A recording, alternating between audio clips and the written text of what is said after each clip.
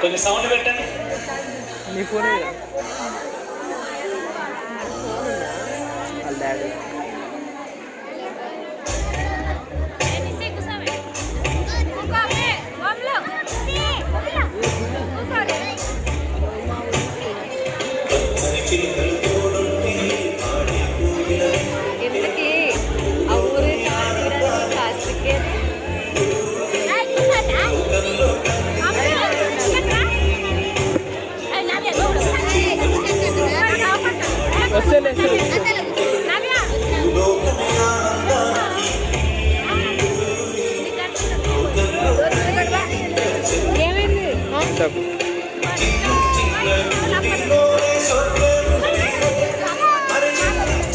Hello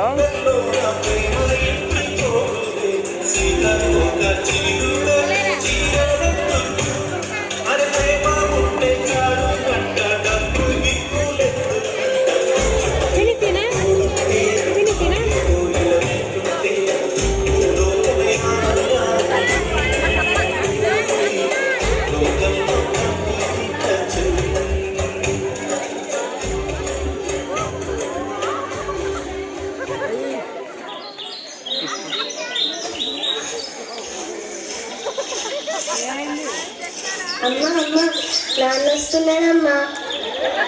నాన్న ఎప్పుడు వచ్చావు నాన్న?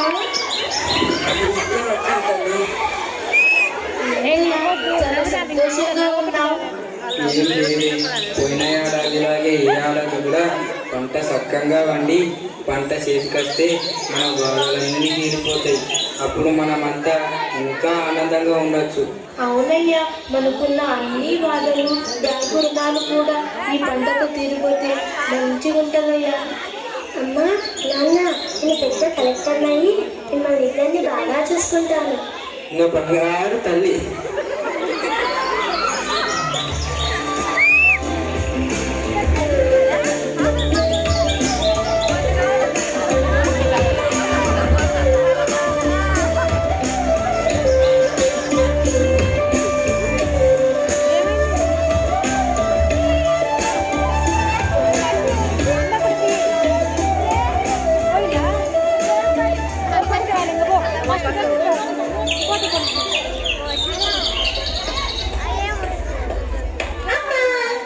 ఏంటమ్మా ఎంత సంతోషంగా ఉన్నావు? ఈరోజు స్కూల్లో ప్రోగ్రెస్ రిపోర్ట్ ఇచ్చారు. బాగా పర్వాలేదు, కానీ ఇంకా బాగా వస్తే నమ్మకం కలిగింది. అవునా? సరే, కాలు కడుక్కో, అనంతతో కానీ. ఏం తీస్తున్నావురా? అమ్మా ఈరోజు మా ప్రిన్సిపల్ భలే చెప్పాడమ్మా. మార్క్స్ అనేవి జీవితాన్ని భవిష్యత్తును శాసించే కొలమానం కాదు. తక్కువ వచ్చిన వారు బాధపడకూడదు. ఈ మార్క్స్ ను ఎగ్జామ్లు దాటి ఆలోచించండి, మీరు ఇంకా సాధించగలరు అంటూ భలే చెప్పాడమ్మా. మా మేడం కూడా మీరు హార్డ్ వర్క్ చేశారు, పర్లేదు, కానీ టెక్స్ట్ బుక్ ని కూడా దాటి ఆలోచించండి, మీరు ఇంకా అద్భుతాలు చేయగలరు అని ఎంకరేజ్ చేసింది. మా స్కూల్ బస్ డ్రైవర్ ఏమో మార్క్స్ గీక్స్ అనే టెన్షన్ వదిలేసి ఇక ఫుల్గా ఎంజాయ్ చేయండి అంటూ ఒకటి సరదాగా టౌన్ అంతా తిప్పాడమ్మా. అందరూ ఇలా అంటుంటే ఎందుకు చాలా ఆనందంగా ఉంది. ఏదో సాధించగలని నమ్మకం కలుగుతుంది. సరే, ఈ విషయాన్ని మీ నాన్నతో కూడా చెప్పు.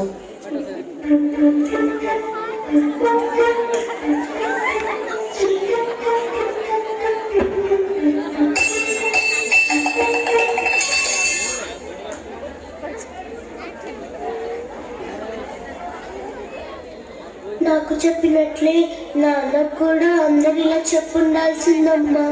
పంటలు పండడానికి చేయాల్సిన కష్టం చేశావు, ఆ పంటకు రావాల్సిన కనీస ధర రాకపోవడం నీ తప్పు కాదు, వాటికి నష్టం రావడం కూడా నీ తప్పు కాదు అని ధైర్యం చెప్పుండాల్సింది.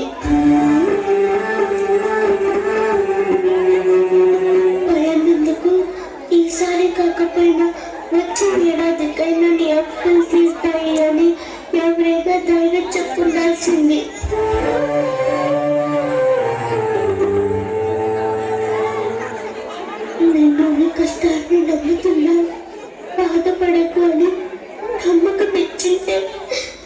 నాన్న నాకు కొట్టేవాడు కదమ్మా.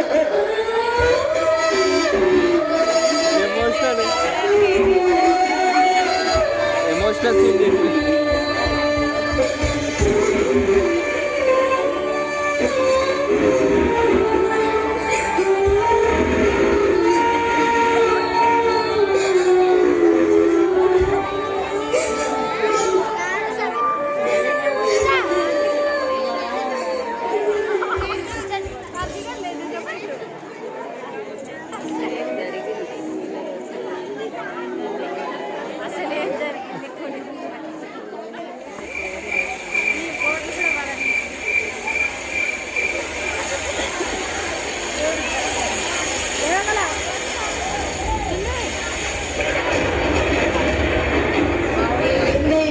ఇప్పుడు లేస్తావు? ఏం లేదు, వర్షం పడేటట్టున్నది, పొలం దాకా వయసు. ఇప్పుడు ఎందుకయ్యా? రేపు పొద్దున్నే తీసుకెళ్తాయా? ఇప్పుడు పడుకో. సరే సరే కానీ నేను పొలం